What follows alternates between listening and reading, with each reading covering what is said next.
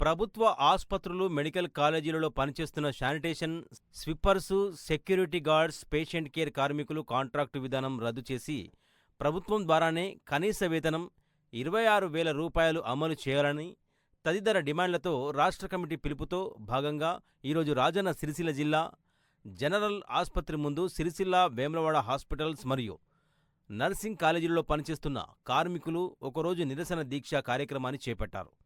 ఈ సందర్భంగా సిఐటియు జిల్లా కార్యదర్శి కోడం రమణ మాట్లాడుతూ, కాంగ్రెస్ ప్రభుత్వము అధికారంలోకి వచ్చే ముందు హాస్పిటల్ కార్మికులకు కనీస వేతనం 26,000 రూపాయలు అందిస్తామని, అలాగే ఉద్యోగ భద్రత కల్పిస్తామని, అన్ని సమస్యలను పరిష్కరిస్తామని హామీని ఇవ్వడం జరిగింది. కానీ అధికారంలోకి వచ్చి 2.5 సంవత్సరాలు గడిచినా ఏ ఒక్క హామీ కూడా అమలు చేయలేదని అన్నారు. ప్రభుత్వం స్పందించి సమస్య పరిష్కరించకపోతే జూన్ 30వ తేదీన చలో హైదరాబాద్ ప్రజాభవన్ ముట్టడి కార్యక్రమం చేపడతామని అన్నారు. విశాఖ పరిధిలోని ప్రభుత్వ ఆసుపత్రులు, మెడికల్ కాలేజీల్లో పనిచేస్తున్నటువంటి sanitation, patient care, security guard కార్మికుల కనీస వేతనం 26,000 రూపాయలు అమలు చేయాలని, అదేవిధంగా వారికి సంబంధించినటువంటి జీఏకు కాంట్రాక్ట్ యజమాని వాటాను ప్రభుత్వమే చెల్లించాలని తదితర డిమాండ్ల మీద రాష్ట్ర కమిటీ పిలుపులో భాగంగా ఈరోజు రాజన్న సిరిసిల్ల జిల్లాలో జిల్లా ఆసుపత్రిలో, అదేవిధంగా వేములవాడ ఏరియా ఆసుపత్రి, నర్సింగ్ కాలేజీలో పనిచేస్తున్నటువంటి సిబ్బంది అందరూ కూడా ఒకరోజు నిరసన దీక్ష చేపట్టడం జరుగుతూ ఉంది.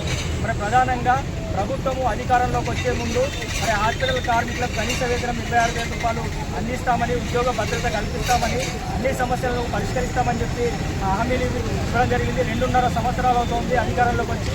ఏ ఒక్క హామీని కూడా అమలు చేయకుండా హాస్పిటల్లో పనిచేస్తున్నటువంటి కార్మికులను నిర్లక్ష్యంగా వేరుస్తున్నటువంటి పరిస్థితి ఉంది.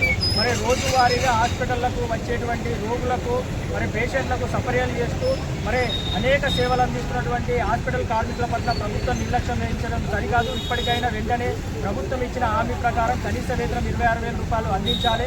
అదేవిధంగా కాంట్రాక్టు వ్యవస్థను రద్దు చేసి ప్రభుత్వమే నేరుగా వీళ్లకు జీతాలు అందించాలని చెప్పి మేము డిమాండ్ చేస్తూ ఉన్నాము.